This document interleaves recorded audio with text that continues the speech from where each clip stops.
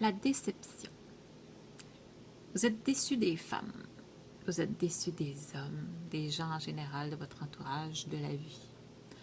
Mais qu'est-ce qui vous déçoit tant? Pourquoi est-ce qu'on est déçu? De quoi est-ce qu'on est déçu exactement? La déception, c'est proportionnellement relié à vos attentes. Est-ce que vos attentes sont réalistes? Et pourquoi est-ce que vous avez toutes ces attentes envers l'autre? Qu'est-ce que ça vient chercher chez vous? Ça part de vous, là, en général, les attentes, là. Il ou elle fait jamais ce que je lui demande.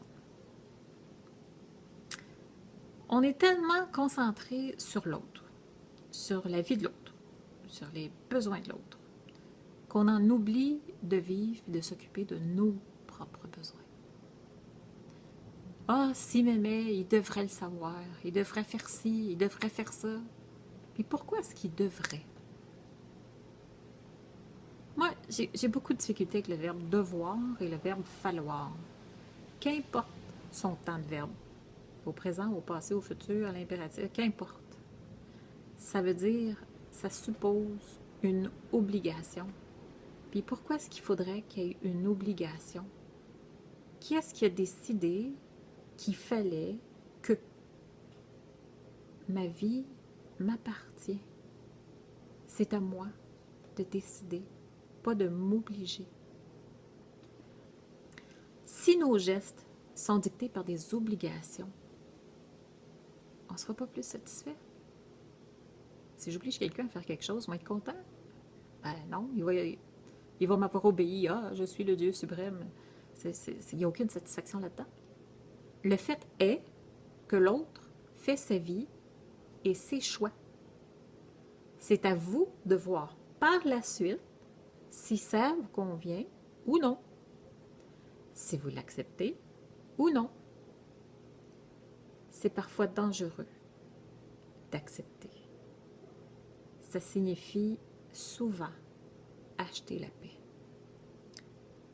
J'utilise le terme accepter ici dans le sens de lâcher prise et non pas dire oh, ok, je vais accepter ça. Utiliser le terme accepter, c'est beaucoup plus acheter la paix en général que dire oh, ok, va falloir que j'accepte là. On utilise ça souvent aussi comme terme. En réalité, c'est qu'il va falloir que je lâche prise. On devrait faire attention aux verbes qu'on utilise, aux termes qu'on utilise. Vous n'avez aucun pouvoir sur ce que fait l'autre. Vous avez juste du pouvoir sur vos propres choix et vos propres décisions à vous-même. Vos besoins se doivent d'être verbalisés et entendus, mais pas nécessairement répondus dans l'instant. Ça ne veut pas dire parce que j'ai énoncé un besoin que je m'attends qu'il va être comblé là. Sauf que je m'attends à ce qu'il soit entendu et qu'il soit tenu en compte. Et qu'éventuellement on s'en occupe. Mais l'éventuellement, ça ne veut pas dire dans 10 ans, dans 20 ans ou dans 30 ans. C'est quelque chose qu'on doit s'occuper, mais pas dans la minute. Vous devez également cibler correctement vos besoins. Parce que des fois, on se fait des fausses idées sur l'identification de nos besoins. Puis on reste insatisfait même quand c'est répondu. Okay? Je vais donner un exemple. J'ai une amie qui me disait souhaiter recevoir des fleurs pour son anniversaire de mariage. Okay? Que ça la rendrait tellement heureuse. Là. Le fait est que si c'est vraiment des fleurs qu'elle voulait avoir pour son anniversaire, c'était pas compliqué. C'était de dire, est-ce que tu irais me chercher des fleurs pour notre anniversaire de mariage? Je serais tellement contente. Elle l'aurait eu. Mais c'était pas ça la réalité. Parce qu'elle voulait pas que personne lui dise qu'elle en voulait. Il fallait qu'il devine qu'elle en voulait. En réalité, son besoin, c'était pas d'avoir des fleurs. Son besoin, c'était de se sentir importante, qu'ils se souviennent de leur anniversaire de mariage, que leur union pour elle soit importante. Se sentir importante à ses yeux, quoi. Fait que son réel besoin, c'était son sentiment d'importance, puis pas le besoin d'avoir des fleurs. Donc, cibler, bien cibler le réel besoin. Éliminer l'attente, c'est être libre. Vous savez que la liberté, c'est dans la responsabilisation. Ça a l'air drôle à dire, parce que la liberté, c'est pas faire ce qu'on veut, quand on veut, où on veut, comme on veut. La liberté, c'est d'assumer pleinement les décisions qu'on prend sans prendre la responsabilité de l'autre. C'est ça qui est le plus dur. Vivre dans l'attente, ça ne peut pas faire autrement que de nous mener vers la déception et la frustration. Parce qu'on n'a pas de pouvoir sur ça. Je sais ce que c'est que de vivre dans l'attente de quelque chose ou d'un besoin insatisfait. C'est parfois très subtil. C'est facile de dire que c'est pas si important que ça, que c'est un caprice de notre part, de se sentir coupable de ressentir ce genre de besoin-là. On peut parfois attendre très longtemps si on se fie à l'autre, si on n'accorde pas suffisamment d'importance à nos propres besoins.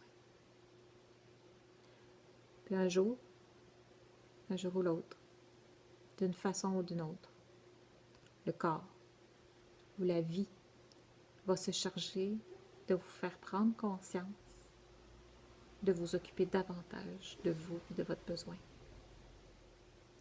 Si vous négligez vos besoins trop longtemps, d'une façon ou d'une autre, la vie, le corps va vous le faire sentir. Vous n'aurez pas le choix de finir par vous en occuper.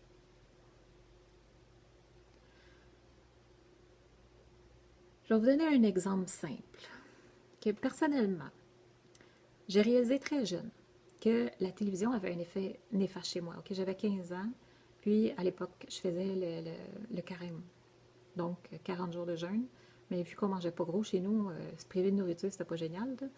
Donc, j'ai décidé, tiens, j'aime ça regarder la télé, je vais me priver de télévision. Donc, j'ai fait un 40 jours de jeûne, 40 jours pas de télé. C'est difficile parce que la télévision, elle marchait la journée longue chez nous. Puis, au début, j'étais perdue. Je savais pas trop quoi faire de mon temps, je roulais un peu en rond.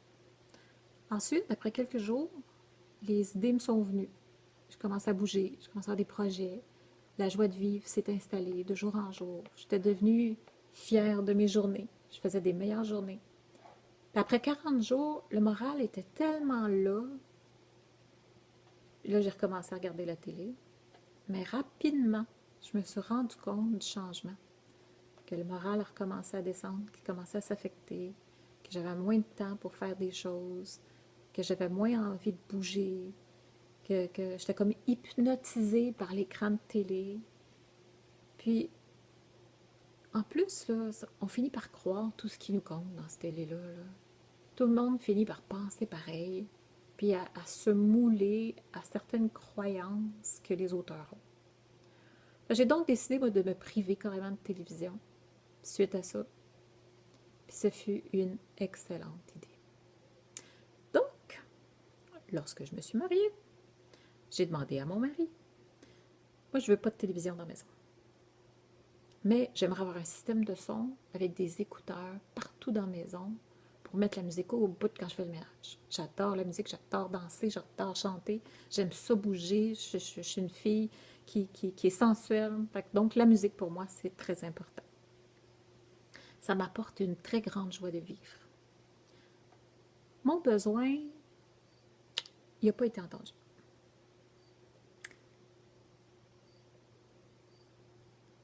Lui, il a pensé que le fait que je ne voulais pas de télé, parce qu'il a entendu, dans le sens qu'il a compris, mais il n'a pas vraiment entendu le besoin en arrière de ça. Je n'ai pas expliqué, dans le fond, comment est-ce que ça venait affecter. J'ai juste dit que ça affectait mon moral, puis pour ma santé mentale, j'en avais besoin. Sauf que pour lui, c'est pas ça qu'il a compris. Ce qu'il a pensé, c'est que ça cachait en arrière, c'est que j'avais peur de le faire dépenser. Fait que donc, on s'est retrouvés avec 5 télévisions dans la maison. Il y en avait partout. Dans la cuisine, pendant qu'on mangeait, dans le salon, il y en avait partout. Il y en avait 5, je me souviens. Puis à un moment donné, jusque dans ma chambre. Ah là, j'ai pété une coche. Là, la télé, elle sort, ou ben c'est moi qui sors. Ça, là. Fait que la télé n'a pas resté longtemps dans ma chambre. Mais ça n'empêche que ça l'a pris quand même 7 ans avant que j'aie une radio. Puis on a réussi à avoir quand même 5 télés avant ça. Donc, mon besoin n'a pas été entendu. Mais j'en suis également responsable. Je n'ai pas fait entendre mon besoin. Je m'en suis pas occupée. Si j'avais dit, après la première télé ou avant la première télé, dire c'est mon système de son qui passe en premier, j'aurais eu mon système de son. Mais encore là, il aurait peut-être fallu que j'exprime clairement c'était quoi le besoin en arrière de ça, pour que ce soit bien compris. Ça n'a jamais été compris. Le problème, c'est ça. C'est que j'ai pas pris ma place. Je ne me suis pas assurée de faire comprendre mon besoin.